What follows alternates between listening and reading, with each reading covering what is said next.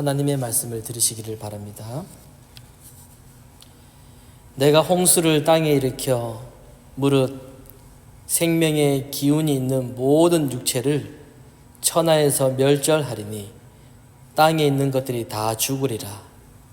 그러나 너와는 내가 내 언약을 세우리니 너는 너의 아들들과 너 아내와 내 며느리들과 함께 그 방주로 들어가고 혈육 있는 모든 생물을 너는 각기 암수 한 쌍씩 방주로 이끌어들여 너와 함께 생명을 보존하게 하되 새가 그 종류대로 가축이 그 종류대로 땅에 기는 모든 것이 그 종류대로 각기 둘씩 내게로 나아오리니 그 생명을 보존하게 하라. 너는 먹을 모든 양식을 내게로 가져다가 저축하라. 이것이 너와 그들의 먹을 것이 되리라. 노아가 그와 같이 하여 하나님이 자기에게 명하신 대로 다 준행하였더라. 아멘. 오늘 주신 말씀을 가지고 내가 내 언약을 세우리니, 내가 내 언약을 세우리니 라는 주제로 하나님 말씀 증거하도록 하겠습니다. 우리가 평소에 성경을 읽다 보면은 어렵고 힘든 점이 있습니다. 시간이 없어서 성경 읽기가 어려운 점도 있지만은 성경을 읽다 보면은 성경을 어떻게 해석해야 되는지, 이 성경 해석이 참으로 어렵습니다. 많은 성도들이 성경을 어떻게 해석해야 되는지, 해석하는 관점을 가지기가 참으로 어려워들 합니다. 이 성경을 바르게 해석하기 위해서는 성경의 큰 주제가 무엇인지 먼저 알아야 되는데, 우선 성경의 주제는 언약입니다. 이 언약을 알지 못하면 성경 해석 자체가 불가능할 정도로 언약은 매우 중요합니다. 언약을 모른 채 성경을 보다 보면은 성경을 자기 주관적으로 그렇게 해석하고 싶어지고, 그리고 내 상황에 맞추어서 성경을 보게 되는 거죠. 하나님은 그런 의도로 말씀하신 것이 아닌데, 하나님은 이런 의도로 말씀하신 것이 아닌데, 자기의 상황에 이 말씀을 끼워 맞추어서 그것을 받아들이고 또 그렇게 해석하고 또 그것을 가지고 은혜 받았다, 이렇게 생각합니다. 요즘같이 너무나도 많이 바쁘고 그리고 말씀에 대해서 묵상이 사라진 이 시대에는 이래나 저래나 어떻게 해서든지 은혜 받으면 되지, 깨달으면 되지, 이렇게 생각할 수 있지만은 언제까지나 그것은 하나님께서 주시는 은혜가 아니라 자기 위로, 그리고 자기 확신, 자기 바람입니다. 오늘 말씀을 통해서 언약이 무엇인가, 언약의 특징을 좀 살펴보고 이 언약이 우리의 구원과 우리의 삶과 어떻게 연결되는지 돌아보도록 하겠습니다. 우선 언약이라고 하는 것은 하나님께서 우리에게 구원하시겠다라고 하는 약속을 언약이라고 합니다. 그래서 하나님께서 주신 이 언약의 특징이 있는데, 이 언약의 특징은 일방적이에요. 일방적이다. 그래서 하나님께서 언약을 세우실 때는 이 언약을 받는, 이 언약의 대상자인 인간에게 하나님은 의견을 묻지 않고 하나님께서 일방적으로 언약을 세우셨습니다.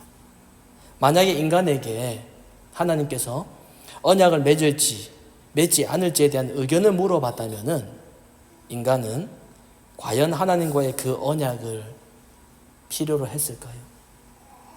언약이 없이도 얼마든지 인간은 자기 힘으로 믿음이 가능하다고 생각하는 그 인간에게 하나님의 언약은요, 필요로 하지 않습니다.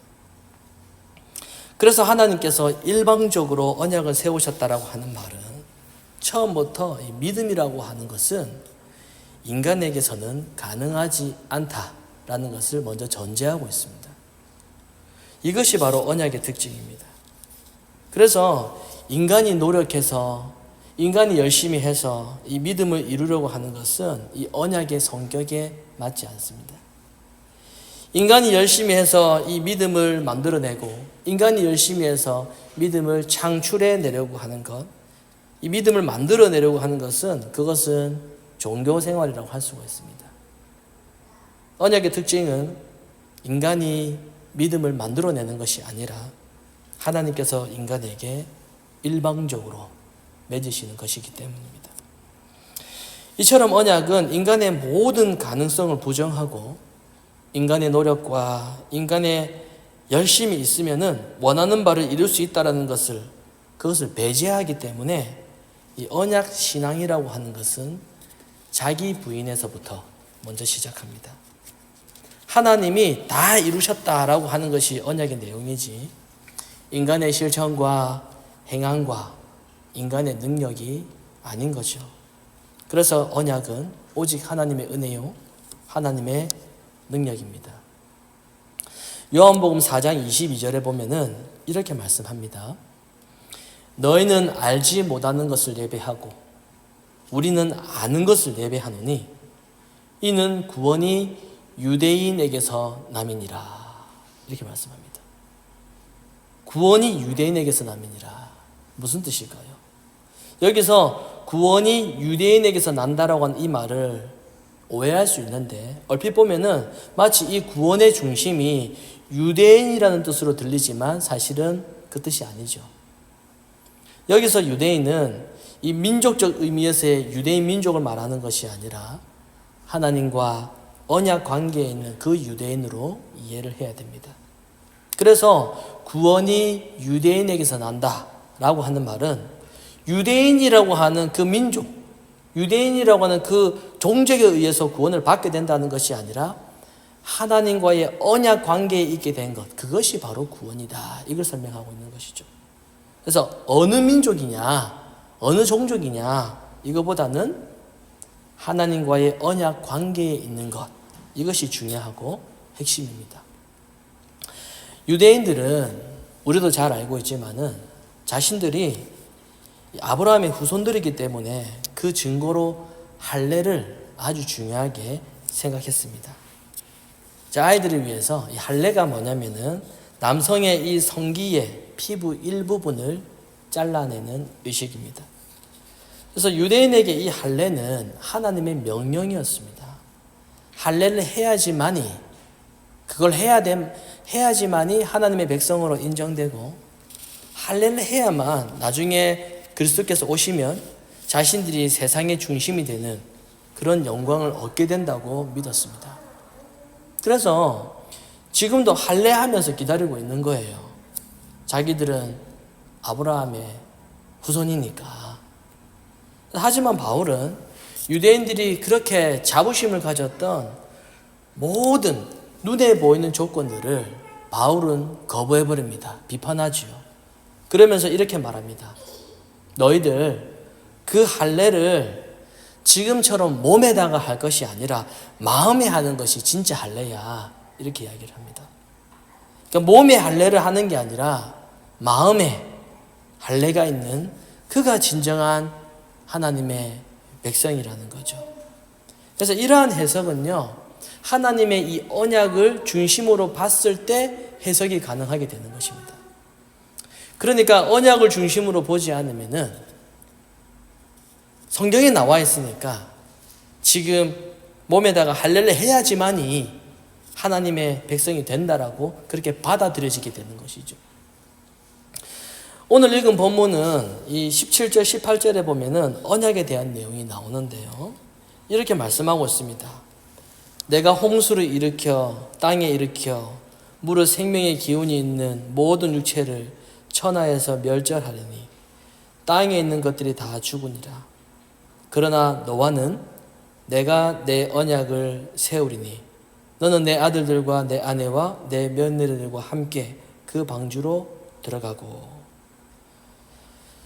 지금 이 말씀은 하나님께서 노아에게 방주를 만들라고 그렇게 명령을 하시면서 이어서 노아와 언약을 맺으시는 장면입니다. 하나님께서 말씀하시길 세상은 이 모두 다 심판을 받는 이 상황에서 유독 노아의 가족만 구원을 받는 내용에서 지금 언약이라는 말이 등장을 하는데요. 그러니까 이 노아의 가족이 살 수 있냐, 노아의 가족이 죽느냐가 이 하나님의 언약과 연결되어 있죠. 그래서 만약에 이 언약을 빼버리고 노아와 그 가족의 구원을 생각해버리면은 결국에는 노아에게서 구원의 조건을 찾게 되는 것입니다. 그러니까 하나님께서 구원하신다라고 하는 약속인 이 언약을 빼버리면은 구원을 받을 수 있는지 없는지를 무엇을 가지고 보게 된다고요? 사람의 행위와 조건으로 그렇게 보게 된다라는 겁니다. 그래서 사람이 뭔가를 열심히 노력해서 구원을 이룰 수 있다라고 하는 생각은 이 언약 신앙과는 정반대의 생각입니다. 내가 열심히 기도를 해서 믿음이 생겼다. 내가 예배 생활을 열심히 해서 구원받게 되었다. 라고 생각을 하는 것은 언약 신앙과는 정반대입니다. 많은 사람들은 노아를 볼 때에 이 노아가 구원받을 만한 사람이라고 생각하면서 그 증거로 9절의 내용을 말합니다. 노아에 대해서 9절에서 이렇게 말합니다. 노아는 의인이요 당대의 완전한 자라. 그는 하나님과 동행했다라고 이렇게 나옵니다. 노아가 의인이었고 또 완전한 자로 인정을 받을 만큼 노아는 신앙생활을 참 잘했습니다.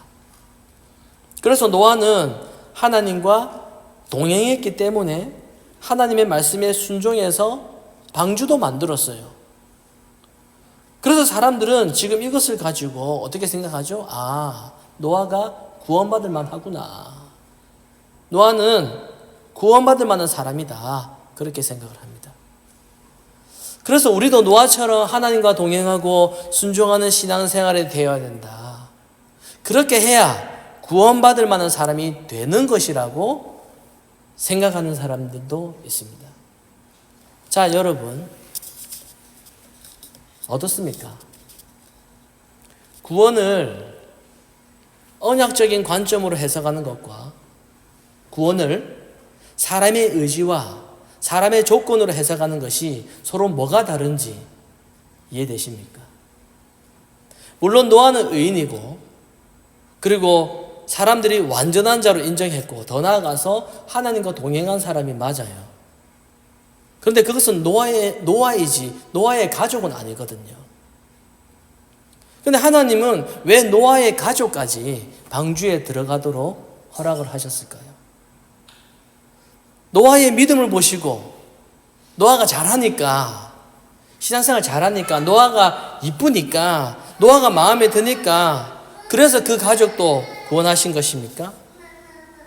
만약에 그렇게 보면은 아버지가 믿음 생활 잘하면 그 가족도 같이 구원받게 된다라는 이상한 논리를 가지게 되는 것입니다.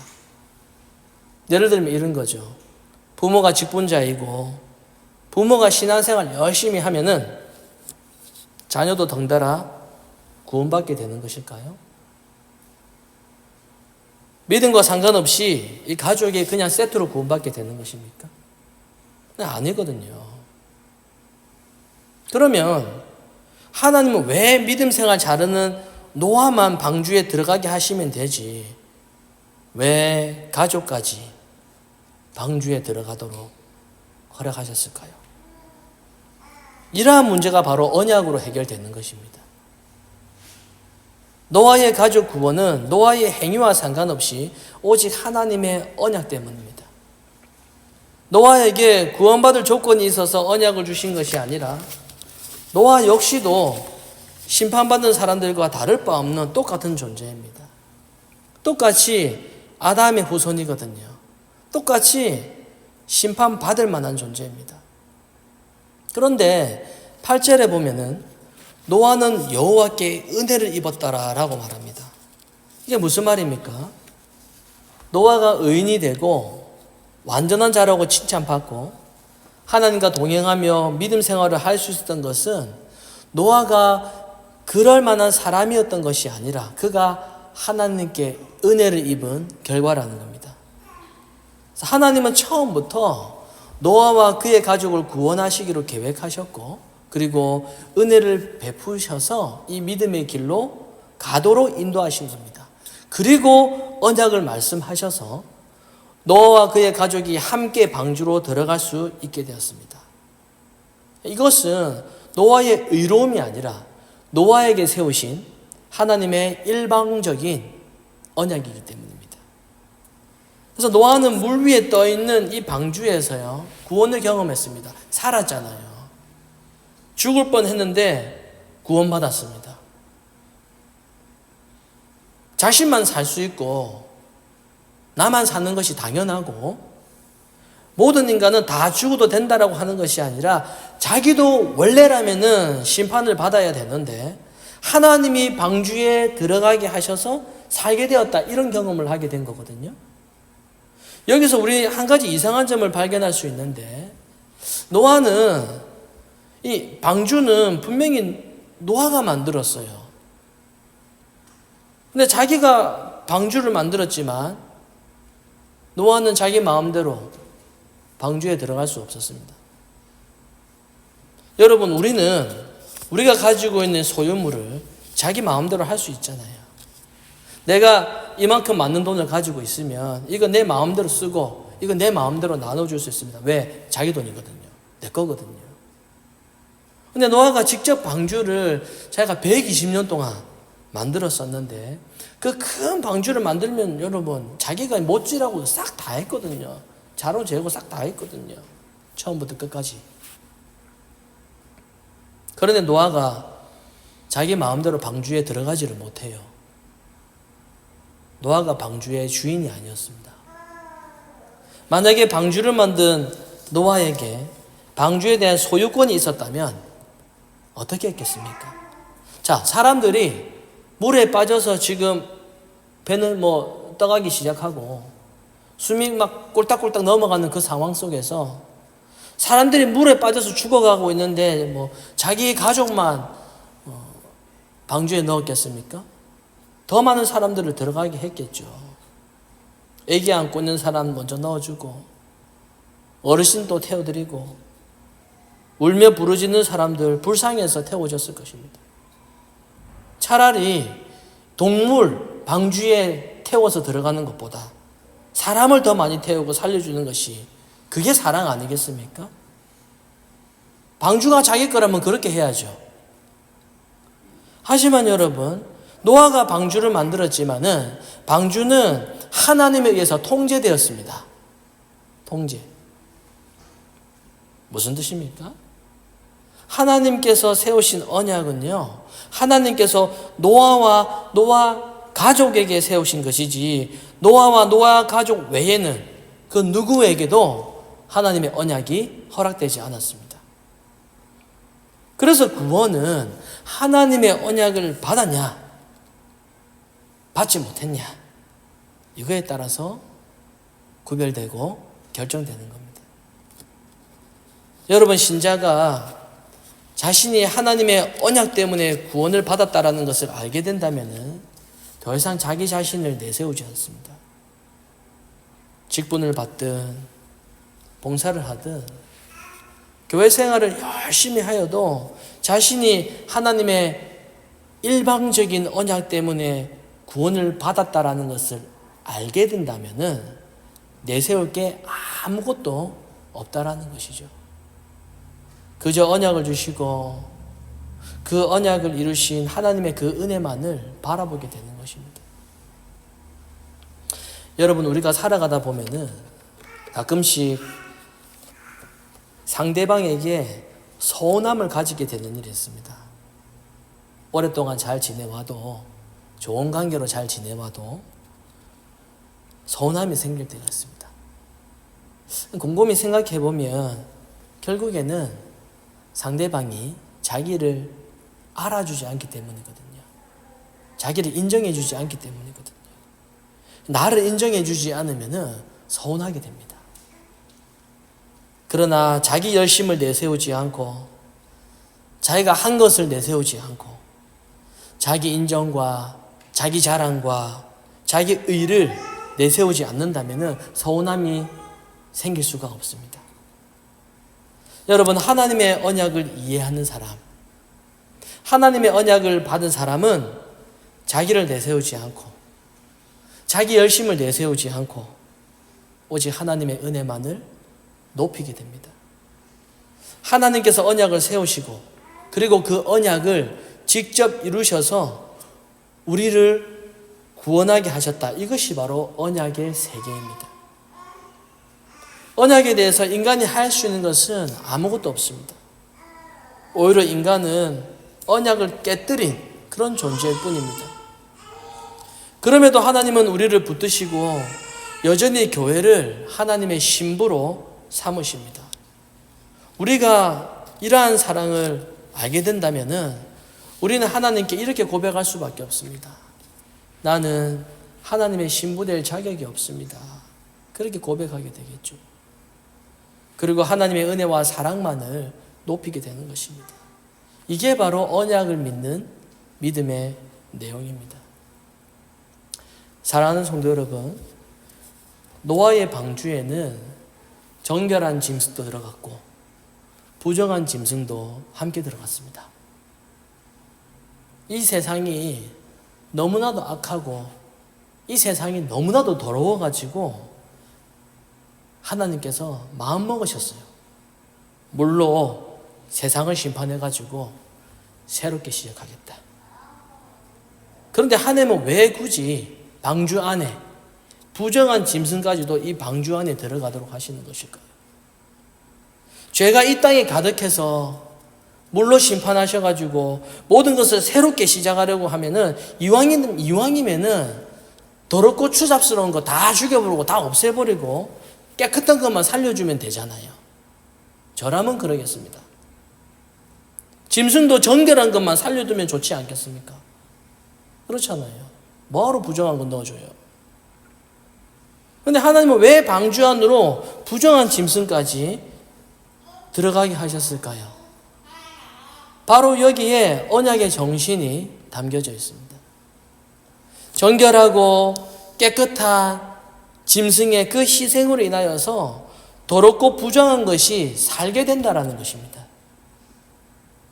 40일 동안 비가 내린 후에 방주에서 나온 노아가 제일 먼저 했던 일이 무엇입니까? 정결한 짐승을 제물로 하여서 하나님께 제사를 드렸거든요.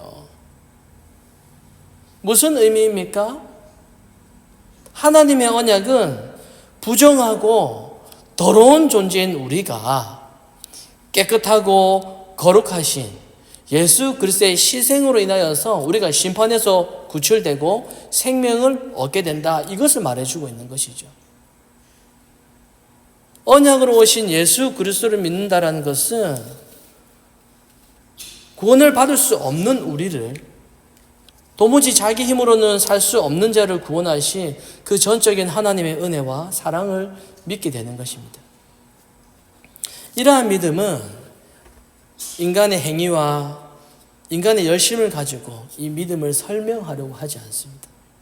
무언가를 해야 한다, 여기에 강조점을 두지 않습니다. 오직 하나님께서 우리에게 일방적인 언약을 주셨습니다. 그리고 그 언약으로 오신 예수 그리스도의 공로만으로 구원이 가능하다라고 믿는 것, 이것이 바로 언약신앙, 하나님의 주권적 신앙입니다. 하나님은 이 언약을 개인에게도 주셨고 그리고 교회에게도 주셨습니다. 우리 다 각자가 하나님께로부터 이 언약을 받게 되어서 우리가 이렇게 예수 그리스도를 믿고 구원을 얻는 것도 중요하지만은 동시에 하나님은 이 언약을 또 어디에다 주셨다고요? 교회에다가 주셨습니다. 교회가 한 몸이기 때문에 하나님은 그 한 몸을 함께 구원시키십니다. 팔이 썩었다고 해가지고 팔 자르고 발 자르고 그리고 나머지 몸만 구원하시는 것이 아닙니다. 하나님은요, 교회를 구원하시기를 원하십니다. 동시에 주님의 몸된 교회에 속한 지체가 죄를 짓게 되면은 교회가 함께 벌을 받게 되는 그런 연대 책임도 가지게 되는 것입니다. 여러분, 신자가 사랑하는 우리 자녀들에게, 그리고 앞으로 다음 세대 후손들에게 신자는 무엇을 상속해 주어야 하겠습니까? 재산보다 더 중요한 것이 있다면 그것은 교회입니다. 우리가 정말 성숙한 신자라면 우리 다음 세대 자녀들에게 참된 교회를 상속해 주어야 됩니다. 교회 공동체는 성경의 가르침에 온전히 순종해서 타락한 이 세상 속에서 신실한 교회를 세우는데 주력해야 됩니다. 하나님께서 교회와 언약을 맺으셨기 때문입니다. 여러분, 가끔 이런 의문 가져보셨지요? 몸에 장애가 있어서 복음을 이해하지 못하는 사람들은 어떻게 구원을 받을 수가 있을까? 그리고 치매에 걸리신 어르신은 복음을 이해하지 못하는데 어떻게 구원받을 수 있을까? 이것이 바로 하나님의 언약으로 가능하게 되는 것입니다. 그래서 복음을 이해하기 어려운 지적 장애인도 교회 안에 들어와야 됩니다. 지체 장애인도 들어와야 됩니다.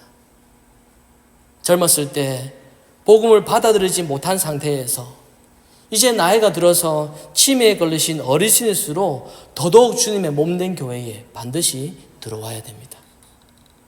귀가 안 들려서 말을 못 알아듣는 사람들도, 무슨 말인지 아무것도 못 알아듣는 사람도 그냥 그렇게 내버려 둘 것이 아니라 아무리 와도 우리가 무엇을 부르는지 몰라도 교회 안에 들어와야 됩니다.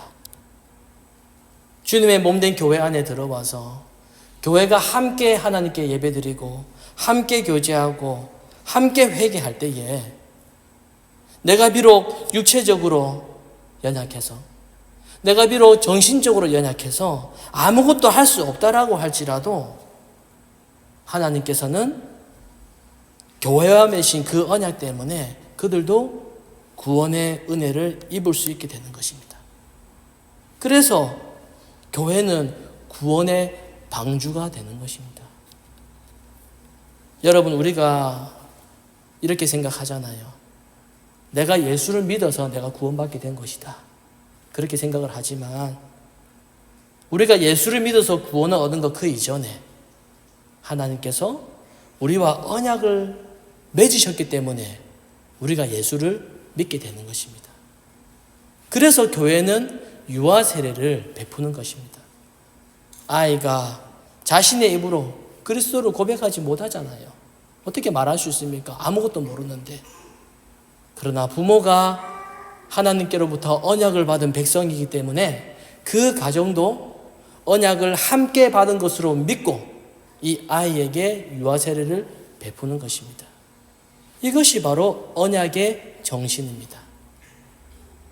하나님은 한없는 은혜를 베풀어 주시고 우리와 언약을 맺으셨습니다.